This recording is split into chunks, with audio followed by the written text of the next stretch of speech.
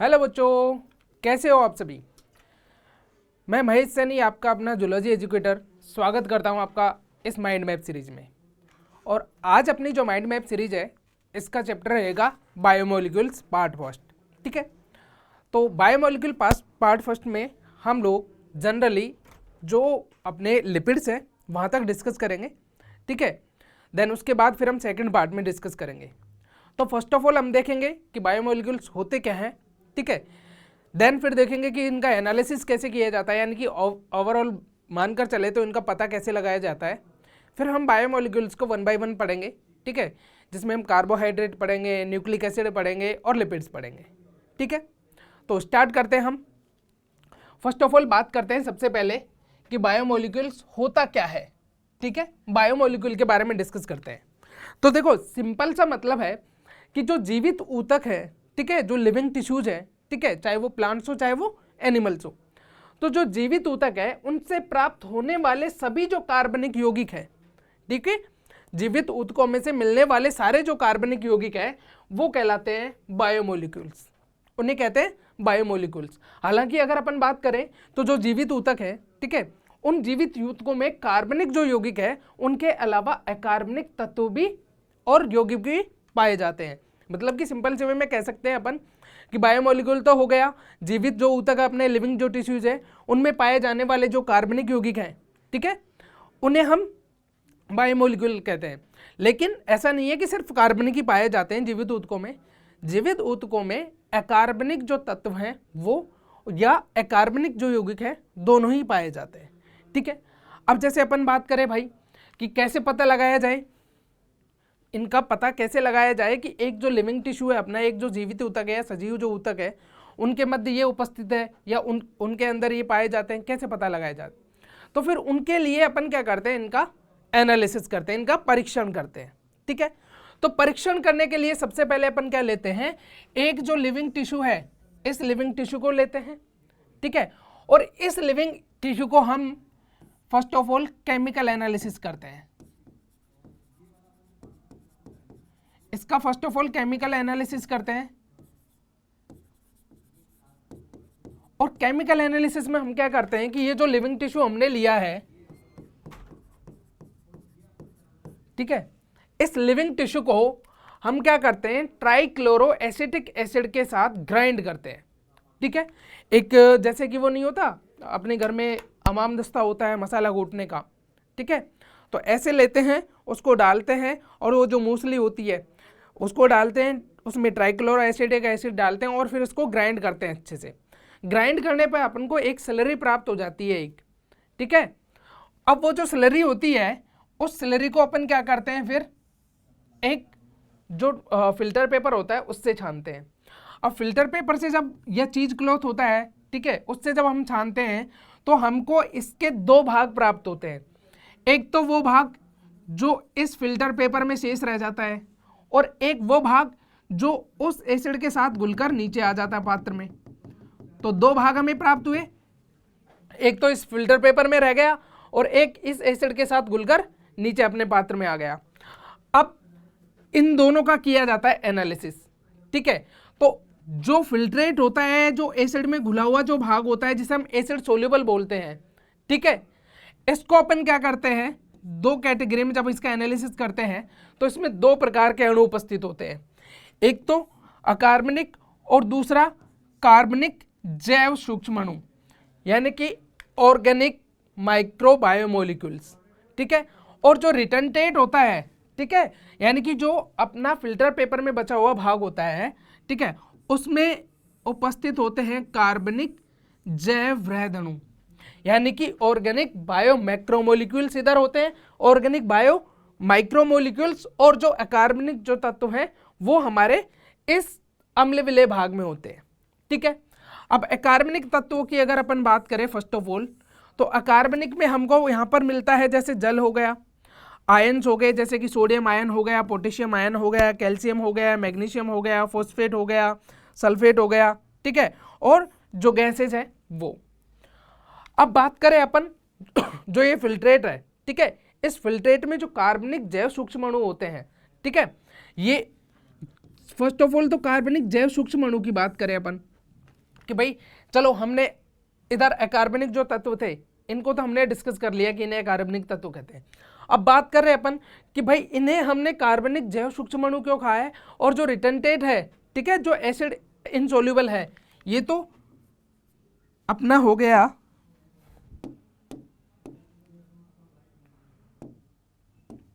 अम्ल विलेय भाग,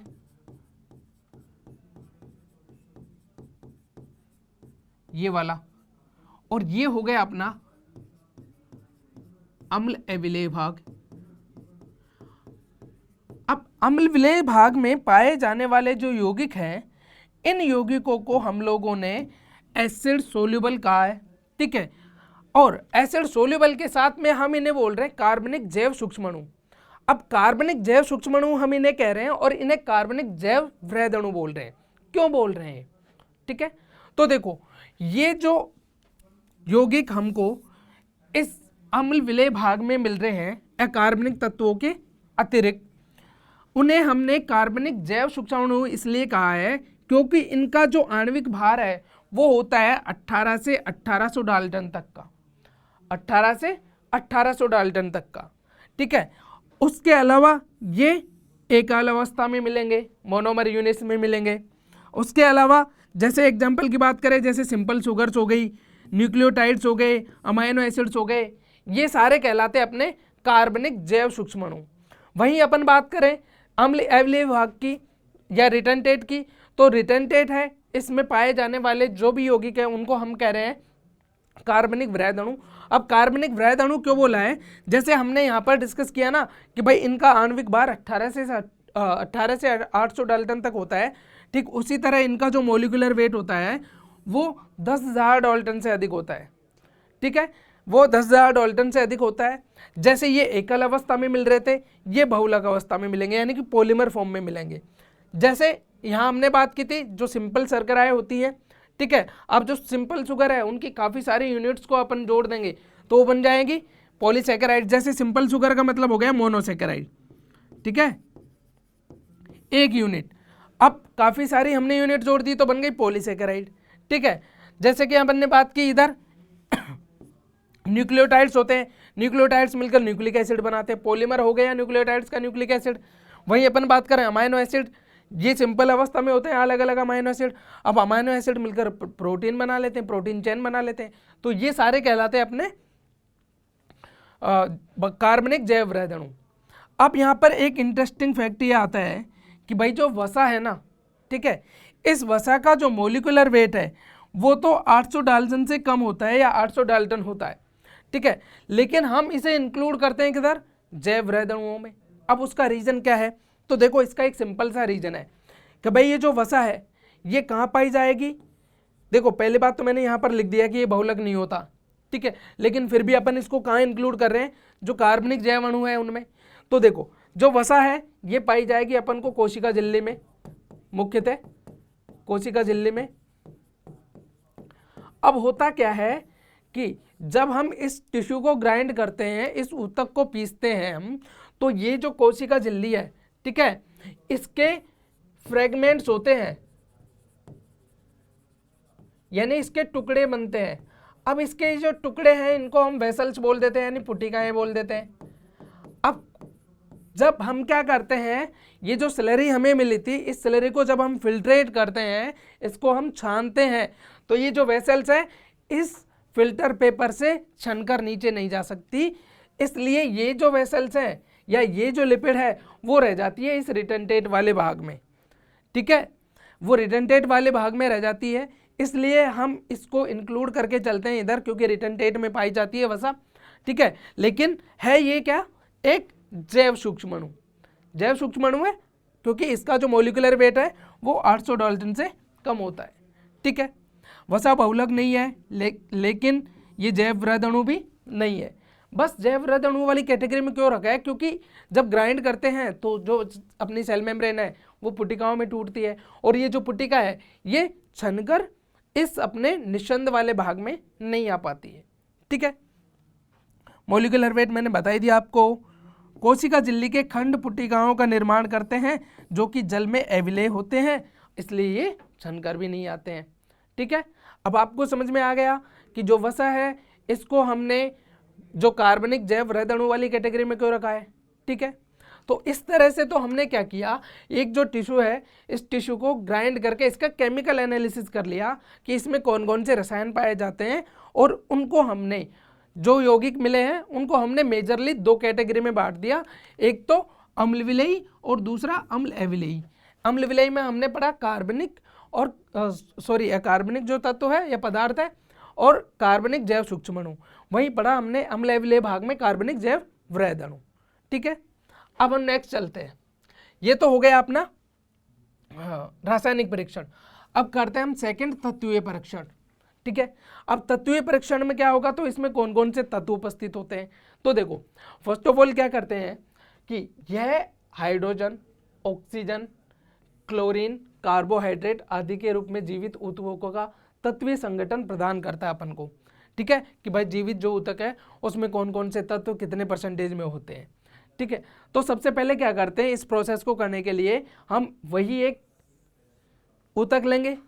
ठीक है, अब तत्वीय परीक्षण करने के लिए पहले क्या करते हैं अपन, जैसे अपन ने ऊतक लिया तो उस ऊतक को हम वेट कर लेते हैं कि कितना भार है इसका। उस भार को कहते हैं हम गीला भार। ठीक है, फिर क्या करते हैं हम, वो जो ऊतक है उसका भार करने के बाद में उसे सुखा देते हैं, हम धूप में रख देते हैं। ठीक है कि भाई सूख। अब जब वो सूख जाता है, ठीक है, तो उसके अंदर से सारा जो जल है वो वाष्पोत्सर्जित हो जाता है।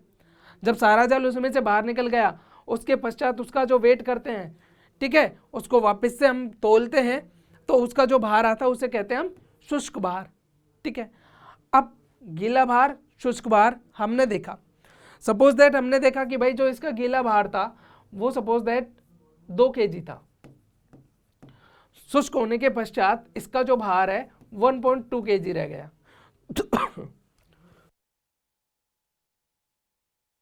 तो मतलब क्या रहा कि 800 ग्राम तो इसमें जल था जो वाष्पोत्सर्जित हो गया। तो हमको वाटर का पता चल गया कि कितना वाटर था। फिर अपन ने क्या किया कि ये जो शुष्क भार है, ठीक है, यानी कि जो अपना सजीव ऊतक जो हमने अभी इसको शुष्क कर लिया था, सुखा लिया था, अब हम इसे क्या करते हैं, जलाते हैं।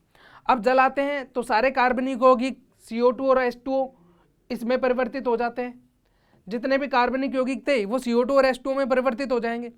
अब जलने के बाद बचेगी हमें क्या, राख, केवल ऐश मिलता है।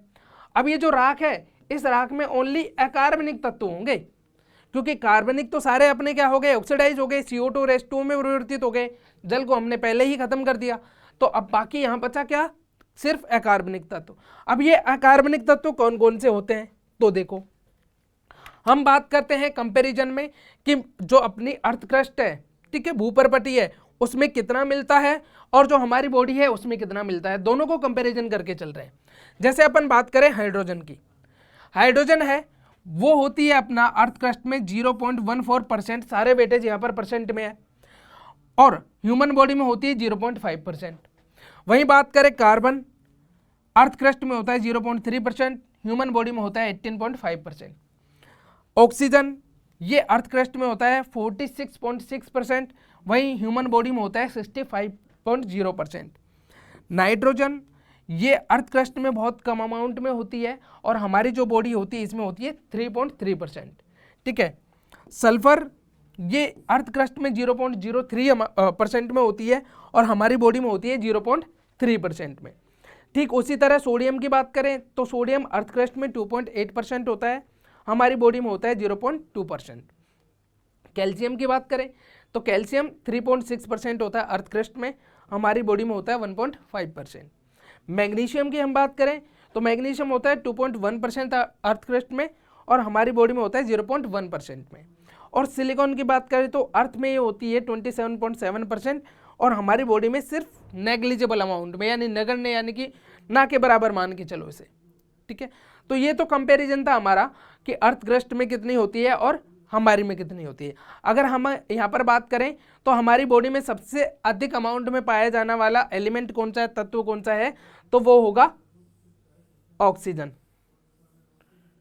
ठीक है, वो होगा ऑक्सीजन।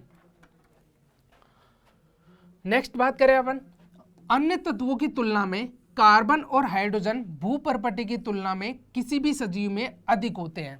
ठीक है, अन्य तत्वों की तुलना की बात करें, ऑक्सीजन को हटा दो, ऑक्सीजन के अलावा जो सारे तत्व हैं, ठीक है, उन तत्वों में जो अपना कार्बन है, ठीक है, और जो हाइड्रोजन है, ठीक है, वो बाकी सबसे अधिक मिलेंगे अपन को, ठीक है। ऑक्सीजन सजीवों में सबसे प्रचुर मात्रा में पाया जाने वाला तत्व है, जैसे मैंने आपको बताया हमारी बॉडी में सबसे ज्यादा अमाउंट में मिलता है, ठीक है। यहां से डायरेक्ट क्वेश्चन भी बन सकता है आपका नीट में। विश्लेषणात्मक तकनीक यौगिक के आणविक सूत्र और संभावित संरचना के बारे में जानकारी देती है। और जो ये सारी एनालिटिक जो टेक्निक्स थी हमारी, जो हमने दो तरह की पढ़ी, एक रासायनिक और एक तत्वीय, ये दोनों टेक्निक हमें क्या करते हैं, वो जो यौगिक है उस यौगिक का जो मॉलिक्यूलर फॉर्मूला है, ठीक है, उसके बारे में और उसकी संरचना कैसी हो सकती है इसके बारे में जानकारी देती है, ठीक है। अब जैसे कि अपन बात करें कि भाई कुछ तत्वों की बात करते हैं, ये तत्व हमारी बॉडी में कितने अमाउंट में मिलते हैं, ठीक है, या कुछ यौगिकों की बात करते हैं, कुछ घटकों की बात करते हैं, ये हमारी बॉडी में कितने अमाउंट में मिलते हैं। सबसे पहले हम बात करते हैं वाटर की, ठीक है।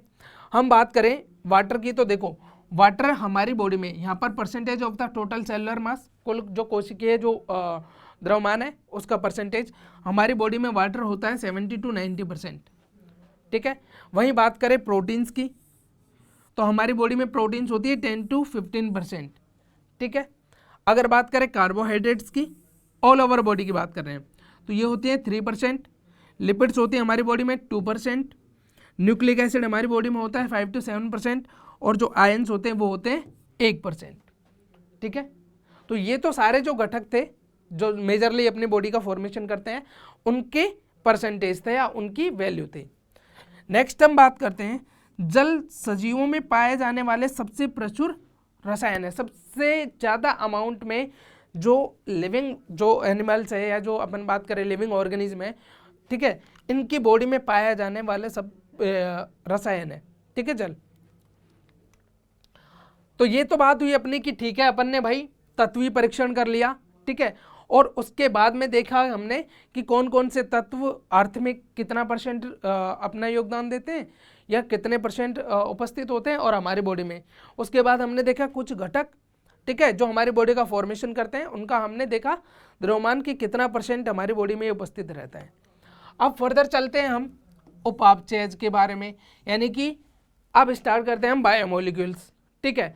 अब बायोमोलिक्यूल्स को हमने दो कैटेगरी में डिवाइड किया है, एक तो प्राथमिक उपापचयज और एक सेकेंडरी उपापचयज।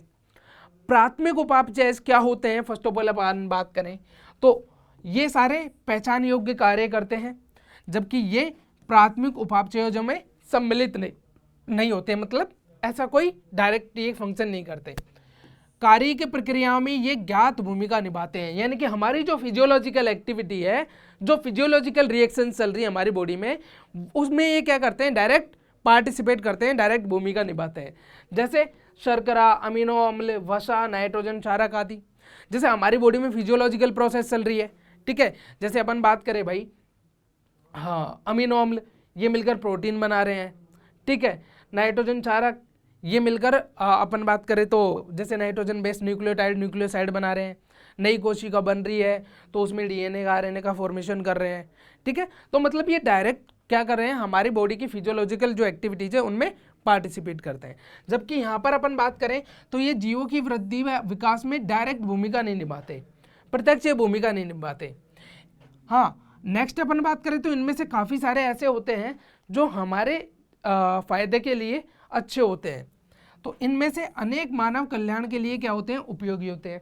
जैसे कि बात करें अपन, रबर हो गया, औषधि जो मेडिसिन्स मिलती हैं हमें वो हो गई, मसाले और जो पिगमेंट्स होते हैं, ठीक है। लेकिन इनमें से कुछ ऐसे भी होते हैं जो पारिस्थितिकी तंत्र में महत्वपूर्ण भाग निभाते हैं, जैसे फ्लेविनोइड्स हो गए, एंटीबायोटिक्स हो गई, ठीक है, ये सारे। तो ये तो हमने जनरली क्या किया कि जो अपने उपापचयज थे उनकी कैटेगरीज को दो पार्ट में डिवाइड कर लिया। अब यहाँ पर कुछ हम डिस्कस करते हैं हमारी एनसीईआरटी के दिए हुए जो मेटाबोलाइट्स हैं, जो उपापचयज हैं, उनके बारे में, ठीक है। देखो, पिगमेंट्स जैसे कौन कौन से, कैरोटीनॉइड्स हो गया, एंथोसायनिन हो गया, ठीक है। एल्केलॉइड्स जिसमें हम मॉर्फिन को इंक्लूड करते हैं, कोडीन को इंक्लूड करते हैं, ठीक है। ये सारे सेकेंडरी उपापचयज है, द्वितीयक उपापचयज है सारे। वहीं अपन बात करें टर्पिनोइड्स हो गई, जिसमें मोनोटर्पिन्स, डाइटर्पिन्स हो गई। एसेंशियल ऑयल्स की बात करें तो लेमन ग्रास ऑयल हो गया। टॉक्सिन्स की बात करें तो अरेबिन हो गया, रेसिन हो गया, ठीक है। लेसिथिन की बात करें तो जैसे कॉनकेनावेलिन ए हो गया। ड्रग्स की बात करें अपन तो विनब्लास्टिन हो गया, कोकोरमिन हो गई। और पॉलीमरिक सब्सटेंस की बात करें तो जैसे रबर हो गया, गम्स हो गया, सेल्यूलोज हो गए, ठीक है। ये सारे द्वितीयक उपापचय की कैटेगरी में आते हैं, ठीक है। तो यहाँ तक तो अपने मेटाबोलाइट्स हुए कंप्लीट। अब फर्दर हम स्टार्ट करते हैं इनमें से पहला बायोमोलिक्यूल, और फर्स्ट बायोमोलिक्यूल है अपना कार्बोहाइड्रेट, ठीक है। देखो जो कार्बोहाइड्रेट है, ठीक है, हमारी बॉडी को ये इंस्टेंट एनर्जी प्रोवाइड कराता है, इंस्टेंट एनर्जी ये प्रोवाइड कराता है, ठीक है। सबसे पहले जो हमारे फूड में उपस्थित जो घटक हैं कार्बोहाइड्रेट, प्रोटीन और वसा, ठीक है, जो हमको एनर्जी प्रोवाइड कराते हैं, इनमें से सबसे पहले यूज होने वाला जो फैक्ट है वो है कौन? कार्बोहाइड्रेट, ठीक है। अब जो कार्बोहाइड्रेट है इनको हमने दो कैटेगरी में डिवाइड कर दिया है, मोनोसेकेराइड्स एंड पॉलीसेकेराइड्स। मोनोसेकेराइड और पॉलीसेकेराइड। मोनोसेकेराइड का सिंपल सा मतलब हो गया कि वो संरचना जिसमें सिर्फ एक ही यूनिट उपस्थित हो, जिसमें सिर्फ सिंगल यूनिट उपस्थित हो। जैसे अपन बात करें, ठीक है, दो प्रकार के हमने 5 कार्बन और 6 कार्बन की स्ट्रक्चर यहाँ पर इंक्लूड की है, जिसमें जैसे अपन फर्स्ट ऑफ ऑल बात करें कि भाई राइबोज है, राइबोज का राइबोज का फॉर्मूला होता है अपना C5H10O5। ये राइबोज शुगर सिंगल यूनिट है, ठीक। उसी तरह ग्लूकोज हो गई, ग्लूकोज की सिंगल C6H12O6। क्लियर है? ये इनकी स्ट्रक्चर हो गई दोनों की, राइबोज की और ग्लूकोज की, ठीक है। ये तो बात हुई अपनी मोनोसेकेराइड की। अब बात करते हैं अपन पॉलीसेकेराइड। जैसे अपन ने डिस्कस किया भाई मोनोसेकेराइड शर्कराओं में सिर्फ एक यूनिट होगी, सिंगल यूनिट होगी, इसलिए उनको मोनो बोला है। पॉलीसेकेराइड मतलब कि दो या दो से अधिक यूनिट्स यहाँ से स्टार्ट हो जाएंगी। तो इसमें अनेक इकाई हो सकती है या शर्करा की लंबी श्रृंखला होती है, यानी शुगर की लंबी श्रृंखला भी हो सकती है। जैसे बात करें अपन इनका फॉर्मेशन निर्जलीकरण द्वारा निर्मित जो ग्लाइकोसिडिक बॉन्ड है उनके द्वारा एक के साथ एक जुड़ी हुई इकाइयाँ होती हैं, यानी कि जैसे काफ़ी सारी जो इकाई होती है अपनी शुगर की, वो काफ़ी सारी इकाइयाँ निर्जलीकरण की प्रोसेस से गुजरती हैं, जिससे क्या होता है कि इनमें ग्लाइकोसिडिक बॉन्ड फॉर्म हो जाता है, ठीक है। अब फर्दर इनको दो कैटेगरी में डिवाइड किया है, होमोपॉलीसेकेराइड और हेटेरोपॉलीसेकेराइड। होमोपॉलीसेकेराइड मतलब कि ऐसी संरचना या ऐसी शुगर जिसमें जो शुगर यूनिट्स है वो सारी समान हो, मतलब एक ही शुगर, जैसे ग्लूकोज ग्लूकोज ग्लूकोज की एक लंबी चेन हो, ठीक है, फ्रक्टोज फ्रक्टोज फ्रक्टोज की लंबी चेन हो। वैसे ही अगर अपन बात करें हेटेरोपॉलीसेकेराइड, तो हेटेरोपॉलीसेकेराइड का सिंपल सा मतलब है कि जो डिफरेंट टाइप की जो शुगर्स है उनकी इकाइयाँ यहाँ पर ऐड हो, ठीक है, यानी डिफरेंट टाइप की जो शुगर्स है वो मिलकर एक चेन का फॉर्मेशन कर रही हो। क्लियर है? तो यहाँ तक तो हमने डिस्कस किया कि भाई मोनोसेकेराइड्स क्या होती हैं, पॉलीसेकेराइड्स क्या होती हैं, ठीक है। अब मोनोसेकेराइड पॉलीसेकेराइड अपन ने डिस्कस कर लिया।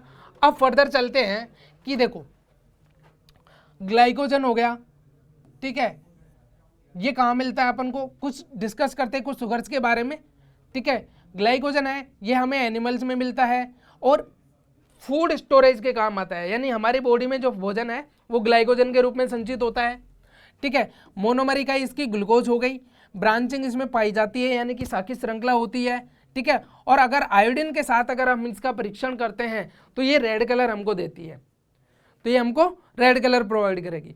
वहीं बात करें सेकंड स्टार्च की, तो ये पादपों में पाई जाती है और पादपों में भोजन संग्रहण का काम करती है। अपन पढ़ते हैं कि भाई पादपों का जो संचित खाद्य पदार्थ है वो स्टार्च होता है, ठीक है।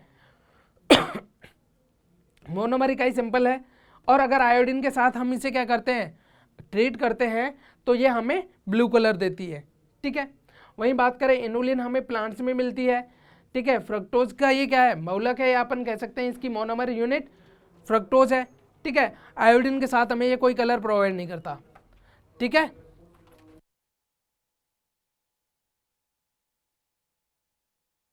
तो आयोडीन के साथ हमें कोई कलर ये नहीं देती है, ठीक है। अब अपन बात करें नेक्स्ट सेल्यूलोज की, ठीक है। तो सेल्यूलोज है ये हमें प्लांट्स में पाई जाती है, ठीक है। और प्लांट्स में भी मेन फंक्शन क्या है इसका कि ये पादपों की जो सेल वॉल है, कोशिका भित्ति है, उसको बनाने का काम करती है। तो एक तरह से कह सकते हैं हम पादपों की कोशिका भित्ति की ये संरचनात्मक प्रोटीन है। अगर इसकी मोनोमर यूनिट की बात करें, एकल इकाई की बात करें, तो होती है ग्लूकोज, और ये भी हमको आयोडीन परीक्षण के साथ कोई कलर नहीं देती, ठीक है। अगली है अपनी जैसे काइटिन। काइटिन एनिमल्स में मिलती है, जैसे मैंने आर्थ्रोपोडा पढ़ाया था आपको, और आर्थ्रोपोडा में जो कीट थे उनके जो बाह्य कंकाल थे उनमें काइटिन मिल रही थी।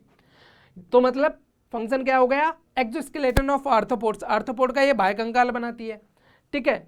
बनी होती है ये एन-एसिटाइल ग्लूकोसामीन की, यानी कि इसकी जो एकल यूनिट होती है वो होती है एन-एसिटाइल ग्लूकोसामीन, और ये भी हमें कोई परीक्षण नहीं देगी। तो ये तो जनरली कुछ अपनी जो बात करें शुगर थी उनके बारे में हमने डिस्कस किया।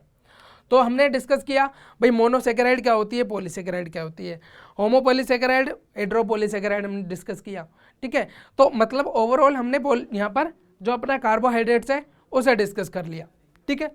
अब चलते अपन से नेक्स्ट जो अपना बायोमोलिक्यूल वो है न्यूक्लिक एसिड, ठीक है, या न्यूक्लिक अम्ल, ठीक है।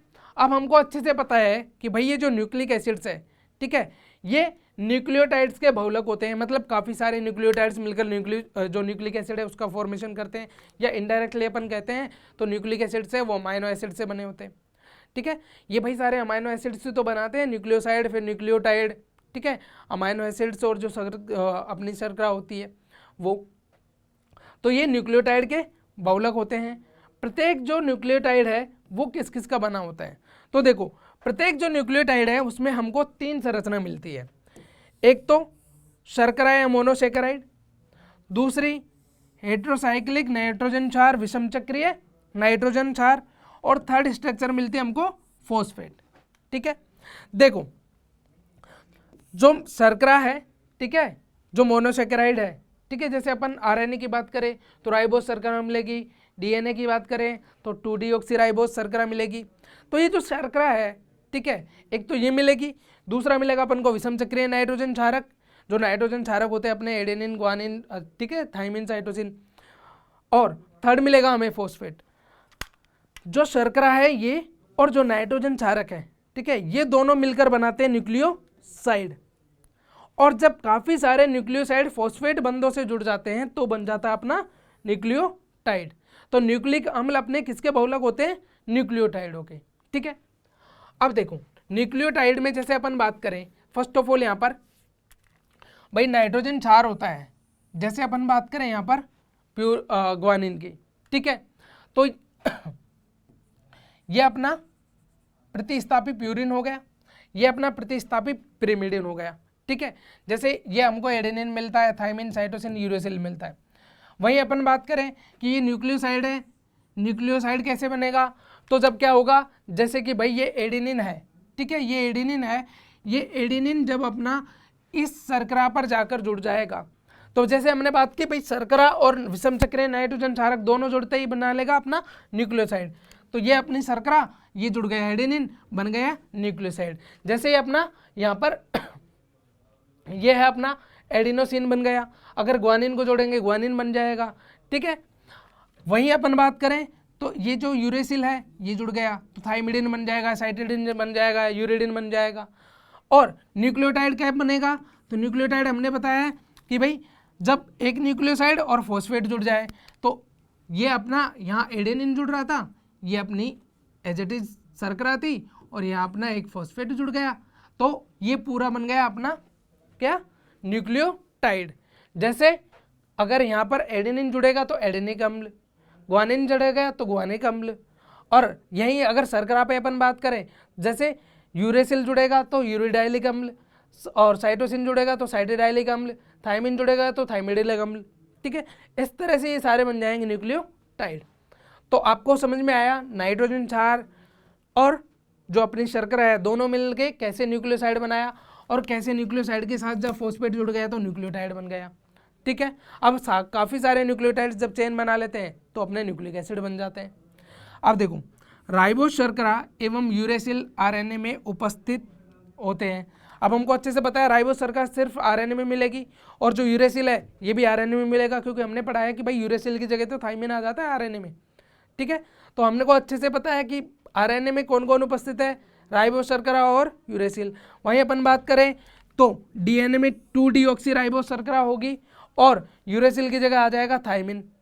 ठीक है, डीएनए एवं आरएनए ये दोनों आनुवंशिक पदार्थ के रूप में कार्य करते हैं। हमको अच्छे से पता है कि भाई काफ़ी सारे जीव ऐसे हैं जिनके अंदर डीएनए आनुवंशिक पदार्थ होते हैं, काफ़ी ऐसे होते हैं जिनके अंदर आरएनए भी होता है। ठीक है, तो ये तो अपनी चीज़ें हुई किसके बारे में, जो अपने न्यूक्लिक एसिड्स हैं उनके बारे में। तो यहाँ तक चीज़ें समझ में आई कि भाई न्यूक्लिक एसिड्स हैं ये न्यूक्लियोटाइड के बहुलक होते हैं। कैसे न्यूक्लियोटाइड बनता है, न्यूक्लियोटाइड बनने के लिए क्या क्या रिक्वायरमेंट होती है, जैसे अपन को शर्करा चाहिए, विषम चक्रीय नाइट्रोजन क्षारक चाहिए और फिर फॉस्फेट भी साथ में चाहिए। कैसे न्यूक्लियोसाइड बन रहा है, कैसे न्यूक्लियोसाइड न्यूक्लियोटाइड को बना रहे हैं, फिर हमने कुछ यहाँ पर डिस्कस किए भाई नाइट्रोजन क्षारक कैसे होते हैं। ठीक है, अब ये नाइट्रोजन क्षारक कैसे शर्करा के साथ मिलकर न्यूक्लियोसाइड बना रहे हैं और कैसे ये न्यूक्लियोटाइड बना रहे हैं। ठीक है, अब इस चैप्टर में हम जो न्यूक्लिक एसिड का जो डायग्राम डिस्कस करने वाले हैं या टॉपिक डिस्कस करने वाले हैं वो है अपना बीडीएनए, यानी कि जो अपना डीएनए है उसका बीडीएनए मॉडल हम यहाँ पर डिस्कस करेंगे, या फिर हम इसे वाटसन क्रिक मॉडल भी कहते हैं, डीएनए का वाटसन क्रिक मॉडल या बीडीएनए मॉडल। ठीक है, देखो डीएनए है वो डबल हेलिक्स या द्वितीयक संरचना जिसे हम कहते हैं उसके रूप में उपस्थित होता है। ये डीएनए है भाई साहब, ये बीडीएनए है। अब आपको यहाँ पर दिखाई दे रहा है कि ये डबल हेलिक्स है, एक तो ये रहा और एक ये रहा। ठीक है, सेकंड पॉइंट डिस्कस करें तो दो पॉलीन्यूक्लियोटाइड रज्जुक कुंडलित रूप से एक उभय अक्ष के चारों ओर लिपटे रहते हैं। माना कि एक ये अक्ष है उभय, उभय का मतलब कॉमन अक्ष। अब इस कॉमन अक्ष के चारों तरफ एक रज्जुक तो ये रहा, ठीक है, और दूसरा रज्जुक ये रहा।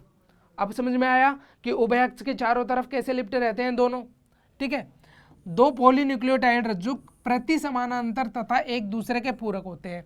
अब ये प्रति समानांतर होते हैं और एक दूसरे के पूरक होते हैं, मतलब एक का 5' एंड ये है तो दूसरे का 3' ये होगा। ठीक है, अब ये इसका 5' एंड है तो ये होगा इसका 3' एंड और ये होगा 5' एंड, तो एक दूसरे के पैरेलल चल रहे हैं और पूरक है। ठीक है, यानी कि इनके नाइट्रोजन क्षारक आपस में बॉन्ड बनाने वाले होते हैं, आमने सामने वाले।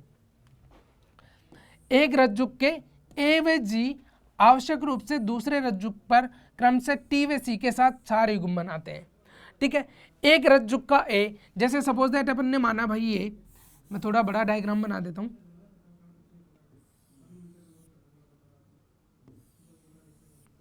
एक का तो ए हो गया और दूसरे का टी। ठीक है, एक का जी हो गया और दूसरे का सी हो गया, तो ए और टी हमेशा 2 हाइड्रोजन बंधों से जुड़ेंगे और टी और सी हमेशा 3 हाइड्रोजन बंधों से जुड़ेंगे। ठीक है, तो यानी कि सिंपल से में बात करें ए और टी के मध्य 2 बंध बनेंगे और जी और सी के मध्य 3 बंध बनेंगे। ठीक है, इनमें फॉस्फेट अर्धांश एक न्यूक्लियोटाइड की शर्करा के 3' कार्बन को अनुवर्ती न्यूक्लियोटाइड की शर्करा के 5' कार्बन से जोड़ता है। ठीक है, नाइट्रोजन क्षारक एक दूसरे की ओर मुख किए हुए रहते हैं या मुख किए हुए मुख भाग पर ये लंबवत प्रक्षेपित होते हैं। ठीक है, एक दूसरे की तरफ इस तरह से प्रक्षेपित रहते हैं ताकि ये बॉन्ड बना सके। आरोहण के प्रत्येक चरण पर रज्जुक 36 डिग्री घूम जाता है। आरोहण का ये जो प्रत्येक चरण होता है ना, ठीक है, जैसे ये घूम रहा है तो प्रत्येक चरण होता है उस पर ये 36 डिग्री घूमता है। ठीक है, एक घुमाव में होते हैं टोटल कितने, 10 क्षार युग्म। जैसे ये पूरा एक घुमाव घुमा है ना, ठीक है, तो इसमें पूरे एक घुमाव में, जैसे यहां से मानो आप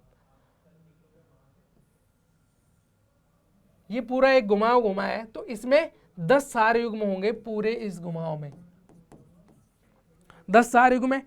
और एक पूर्ण जो घुमाव होता है उसकी दूरी होती है 34 एंगस्ट्रॉम। ठीक है, दो प्रति क्षार युग्मों के मध्य की जो खड़ी दूरी होती है वो है 3.4 है। ठीक है, तो 3.4 एंगस्ट्रॉम मतलब एक क्षार युग्म ये, जैसे कि मैं बात करूं एक क्षार युग्म,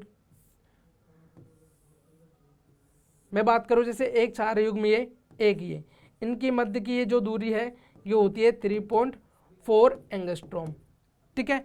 और अपन ने बात की एक जो पूर्ण घुमाव है उसके मध्य कितनी होगी 34 एंगस्ट्रॉम, क्योंकि देखो ये जो पूर्ण घुमाव है इसकी दूरी होगी 34 एंगस्ट्रॉम। अब आप इसको सिंपल से ज्ञात कर सकते हो भाई 34 कैसे हुई, तो यहाँ पर कितने हैं अपने 10 जो अपने नाइट्रोजन बेस पेयर है, ठीक है, या 4 युग्म है यहाँ पर 10, तो 10 4 युग्म है, एक जो 2 सार्वयुग्मों के मध्य की दूरी कितनी होगी 3.4, तो 10 के मध्य की कितनी हो जाएगी अपनी 3.4 into 10 is equal to 34 angstrom. Simple सा पता है, ठीक है। अब अपन ने बात की कि भाई देखो यहां पर अपन ने बात की कि पॉलीन्यूक्लियोटाइड ये एक दूसरे के समानांतर तथा एक दूसरे के पूरक होते हैं। जैसे मैंने आपको बताया कि भाई एक सपोज दैट एक का ये जो भाग है, ठीक है, ये 5' एंड है तो दूसरे का 3' होगा, इसका 3' होगा तो दूसरे का 5' होगा, एक दूसरे के प्रति समानांतर पूरक चल रही है, ठीक है। अपन ने यहाँ पर बात की कि ए और टी के मध्य क्या डबल बॉन्ड ट्रिपल बॉन्ड बनते हैं, ठीक है। जैसे ये थाइमिन है, ठीक है, ये एडेनिन है, इन दोनों के मध्य डबल बॉन्ड बनेंगे, ये ग्वानिन है साइटोसिन है, इनके मध्य 3 बॉन्ड बनेंगे, ठीक है। ये समझ में आया आपको। अब अपन बात करते हैं फॉस्फेट अर्धांश एक न्यूक्लियोटाइड की शर्करा के 3 कार्बन और अनुवर्ती न्यूक्लियोटाइड की शर्करा के 5' कार्बन से जुड़ता है। तो जो फॉस्फेट जुड़ता है एक तो 3' से जुड़ेगा और एक 5' से जुड़ेगा। अब अपन बात करें आरोहण के प्रत्येक चरण पर, ये तो मैंने आपको सबको डिस्कस कर ही दिया, ठीक है। तो इस तरह से एक जो अपना डीएनए है उस डीएनए की बैकबोन बनाती है अपनी जो शर्करा और फॉस्फेट है वो, ठीक है, इधर भी, और जो अपने नाइट्रोजन क्षारक होते हैं, ठीक है, वो इन दोनों को बॉन्ड बनाकर कनेक्ट करने का काम करते हैं, यानी कि जो डबल हेलिक्स मॉडल है वो बनाने का काम करते हैं, ठीक है। तो यहाँ पर तो बात हुई अपनी न्यूक्लियोटाइड की। अब अगला जो अपना बायोमोलिक्यूल है वो है लिपिड्स, और अपन करते हैं लिपिड्स की बात। तो देखो सामान्यतः ये लिपिड्स अपने जल में एग्लोनशील होते हैं। अपन को अच्छे से पता है कि भाई लिपिड्स हो गई, जैसे तेल हो गया, घी हो गया, इसको अपन जल में घोल ही नहीं सकते, अगर जल में भी डालोगे तो सतह पर आ जाएंगे, ठीक है। तो जल में हो गए एग्लोनशील। सरल वसीय अम्ल होते हैं, ठीक है, ये सरल वसीय अम्ल जैसे RCOOH होते हैं, जहाँ पर R समूह मेथिल को रिप्रेजेंट करेगा, एथिल को रिप्रेजेंट कर सकता है, या CH2 की मध्य की कोई भी उच्च संख्या हो सकती है, C1 से लेकर C19 की हो सकती है। अब अपन बात करें, ये तो जनरली लिपिड्स की बात हो गई। अब अपन बात करें भाई वसीय जो अम्ल होते हैं ये कितने टाइप के होते हैं। तो वसीय अम्ल कार्बन के मध्य या कार्बन कार्बन के मध्य उपस्थित जो द्विबंध है उनकी संख्या के आधार पर 2 प्रकार के होते हैं, एक संतृप्त और एक असंतृप्त। जो संतृप्त है, ठीक है, इनमें जो कार्बन बॉन्ड है सिंपल एक ही मिलेगा, ठीक है, और असंतृप्त है इनमें एक या अधिक मिल सकता है, जैसे यहाँ पर नेग्लिजिबल मान सकते हैं। उदाहरण की बात करें जैसे पामेटिक अम्ल हो गया, कार्बोक्सिलिक अम्ल हो गया, ठीक है, या कार्बोक्सिलिक कार्बन सहित 16 कार्बन वाली ये संरचना होगी अपने CH3 CH2 का होल 14 एंड COOH। यहीं अगर उदाहरण की बात करें अपन असंतृप्त वसीय अम्लों की, जैसे एराकिडोनिक अम्ल हो गया, ठीक है, और कार्बोक्सिलिक कार्बन सहित 20 कार्बन इसमें उपस्थित होते हैं। क्लियर है। अब वसीय अम्लों के प्रकार में अपन देखते हैं, ये तो अपना एक पैरामीटर था कि भाई कार्बन कार्बन के मध्य जो द्विबंध हैं उनकी संख्या के आधार पर। अब नेक्स्ट अपन बात करते हैं, ठीक है, कि कई सारे ऐसे लिपिड्स होते हैं जो वसीय अम्ल और ग्लिसरॉल एस्टर के भी होते हैं। अब वसीय अम्ल और ग्लिसरॉल के एस्टर भी होते हैं, काफ़ी ऐसे अपने लिपिड्स होते हैं। जैसे अपन बात करें प्रकार, एक तरफ लिखेंगे, एक तरफ वसीय अम्लों की संख्या लिखेंगे और इधर लिखेंगे ग्लिसरॉल या ट्राईहाइड्रोक्सी प्रोपेन। जैसे मोनोग्लिसराइड है, इसमें एक होती है, ठीक है, वसीय अम्लों की संख्या तो सिंपल है। डाइग्लिसराइड में 2 होती है, ट्राइग्लिसराइड में 3 होती है, ठीक है। अगर अपन बात करें इनके गलनांक की और क्वथनांक की, ठीक है, तो जैसे गलनांक बात करें तो वसाओं का उच्च होता है, तेल का निम्न होता है। सर्दियों में जो वसा है वो ठोस अवस्था में आ जाती है, जैसे आपने घी देखा है, ठीक है, सरस का भी घी आता है, वो भी सर्दियों में जम जाता है, लेकिन तेल सभी कंडीशन में तरल रहता है। उदाहरण की बात करें जैसे इसका तो आ गया अपना वसा का तो घी और बटर, और इसका जैसे जिंजल का तेल हो गया, सरसों का तेल हो गया। क्लियर है। तो ये और ये ट्राइग्लिसराइड की स्ट्रक्चर हो गई, जिसमें अपने देखो R1, R2 और R3 जो तीनों है, ठीक है, ये सारे वसीय अम्ल हैं, ठीक है ना। तो ट्राइग्लिसराइड 3 वसीय अम्ल जुड़कर बना रहे हैं। अब सेकेंड अपन बात करते हैं कि कुछ ऐसे लिपिड्स हैं, ठीक है, कुछ ऐसे लिपिड्स हैं जिनमें फॉस्फोरस और जो फॉस्फोरिक कार्बनिक यौगिक हैं, ठीक है, वो फॉस्फोलिपिड होते हैं, ठीक है। जैसे कि बात करें अपन लेसिथिन हो गई, कोशिका झिल्ली या कोशिका झिल्ली में प्रेजेंट जो वसाएं हो गई, ठीक है, और तंत्रिका ऊतक में प्रेजेंट जो वसा होती है वो अधिक जटिल संरचना वाली लिपिड्स होती है, ठीक है। जैसे कि अपन बात करें फॉस्फोलिपिड्स की या लेसिथिन की, ये फॉस्फोलिपिड्स या लेसिथिन की स्ट्रक्चर होती है, ठीक है। फर्दर अपन बात करते हैं कि भाई जो कोलेस्ट्रॉल है, ठीक है, इस कोलेस्ट्रॉल से लिपिड जैसे गुण होते हैं। कोलेस्ट्रॉल में अपन को अच्छे से पता है कि कोलेस्ट्रॉल में लिपिड जैसे गुण पाए जाते हैं, ठीक है। तो कोलेस्ट्रॉल की स्ट्रक्चर हो गई है, ठीक है। तो यहाँ तक तो बात हुई अपने लिपिड्स की, ठीक है। अब अपन बात करते हैं कि भाई अमाइनो एसिड्स क्या होते हैं, क्योंकि प्रोटीन से अपन आगे पढ़ेंगे, अमाइनो एसिड जनरली आज डिस्कस कर लेते हैं कि अमाइनो एसिड्स क्या होते हैं। तो देखो कार्बनिक यौगिकों में समान कार्बन पर प्रतिस्थापी के रूप में एक अमीनो समूह और एक अम्लीय समूह होता है। अर्थात अगर अपन बात करें तो एक अल्फा कार्बन, इसलिए इन्हें अपन कहते हैं अल्फा अमाइनो अम्ल, ठीक है, अल्फा अमाइनो एसिड। प्रतिस्थापी मेथेन जिसमें 4 प्रतिस्थापी समूह होते हैं और 4 संयोजकता वाले स्थानों को ये क्या करता है, भरता है, कवर करता है, ठीक है।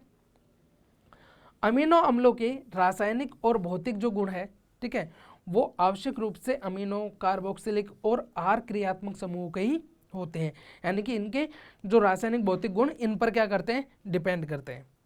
अब बात करें अमीनो अम्लों के प्रकार, तो फर्स्ट है आर समूह के आधार पर, ठीक है। अब आर समूह के आधार पर अपन बात करें, जैसे कि आर की जगह अपन यहाँ पर हाइड्रोजन यूज कर लें तो ग्लाइसिन बन जाता है, CH3 यानी मेथिल यूज कर लें तो अपना एलेनिन बन जाता है, हाइड्रोक्सी मेथिल यूज कर लें तो सेरिन बन जाता है, ठीक है।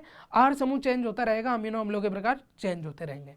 सेकंड बात करें अपन अमीनो अम्लों की प्रकृति के आधार पर, अमीनो अम्लों की प्रकृति की बात करें तो भाई जैसे देखा अम्लीय, जैसे ग्लूटामिक अम्ल होता है, ये अम्लीय अमीनो एसिड होता है। क्षारीय की बात करें जैसे लाइसिन हो गया, उदासीन जैसे वेलिन हो गया, एरोमेटिक जैसे कि अपना टायरोसिन हो गया, ट्रिप्टोफैन हो गया, फिनाइल एलेनिन हो गया, ठीक है। तो ये तो अपनी हो गई कि किस प्रकृति का है, अम्लीय अमीनो अम्ल है, क्षारीय है, उदासीन है या एरोमेटिक है, ठीक है। थर्ड इसकी कैटेगरी है शरीर की आवश्यकता के आधार पर।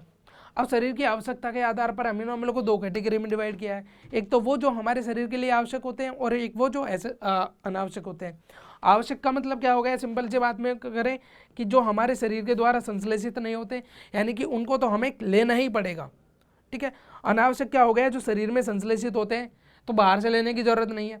तो खाने के डिपेंड के आधार पर ये 2 प्रकार के हो गए, जो शरीर में आवश्यक है, ठीक है, और जो शरीर में बन नहीं रहे हैं, ठीक है। जो शरीर में आवश्यक है वो बनते नहीं है और अनावश्यक बन रहे हैं, ठीक है। ये आहार में आवश्यक नहीं होते, जबकि ये आवश्यक वाले आहार में लेने पड़ते हैं इनको, ठीक है। अब नेक्स्ट बात करें तो भाई अमीनो अम्ल है, ये ज्यूटर आयन रूप में भी रहते हैं, ठीक है। तो अमीनो अम्लों का एक विशेष गुण NH2 तथा COOH समूह की आयनन प्रकृति है, ठीक है। दोनों आयनन प्रकृति के होते हैं। अगर बात करें तो विभिन्न pH के विलयनों में जो अमीनो अम्ल है इनकी संरचना ये चेंज होती रहती है। अब संरचना चेंज होती रहती है तो देखो जैसे ही अपने पास एक अमीनो अम्ल है NH3RCHCOOH, जब ये कन्वर्ट होगा अपना दूसरे में H2N, ठीक है, CHR और COO में, तो एक मिडिल स्टेज बनेगी। उस मिडिल स्टेज में क्या होता है कि इसके पास पॉजिटिव चार्ज भी रहेगा और नेगेटिव चार्ज भी रहेगा, और इसी संरचना को कहते हैं हम ज्यूटर आयन, ठीक है, यानी कि जिसमें पॉजिटिव और नेगेटिव दोनों आवेश हो, दोनों चार्ज हो, ठीक है, उसे कहते हैं हम ज्यूटर आयन, ठीक है। तो यहाँ तक तो अपनी बात हुई जनरल सी अमीनो अम्लों की, जिसमें हमने जनरल डिस्कस किया कि भाई जो आज के लेक्चर है जिसमें हमने पहले तो जो बायोमोलिक्यूल्स हैं उनका एनालिसिस देखा, कैसे इनका पता किया जाता है। फर्दर उसके बाद में फिर हमने जो बायोमोलिक्यूल्स हैं उनको पढ़ा कि भाई कौन सा कहाँ पर ज़्यादा मिल रहा है, भूप्रपट्टी के या अर्थ के और ह्यूमन के रेफरेंस में। और देन उसके बाद में फिर अपन ने सारे बायोमोलिक्यूल्स को, ठीक है, सारों को तो नहीं, लेकिन जैसे कार्बोहाइड्रेट हो गया, न्यूक्लिक एसिड हो गया अपना, ठीक है, लिपिड्स हो गया और अमाइनो एसिड्स हो गया, ठीक है। तो ये तो अपना फर्स्ट पार्ट में हुआ। अब अपन जो इसका सेकेंड पार्ट पढ़ेंगे, ठीक है, उसमें इसके रिमेनिंग जो अपने बायोमोलिक्यूल्स हैं उनको पढ़ेंगे, एंजाइम्स पढ़ेंगे, हार्मोन्स की क्रिया एंजाइम्स की क्रियाविधि पढ़ेंगे, हार्मोन्स की क्रियाविधि पढ़ेंगे, ठीक है। तो आज के लिए इतना ही, मिलते हैं फिर अपन नेक्स्ट क्लास में नए माइंड मैप के साथ, ठीक है। Okay, bye.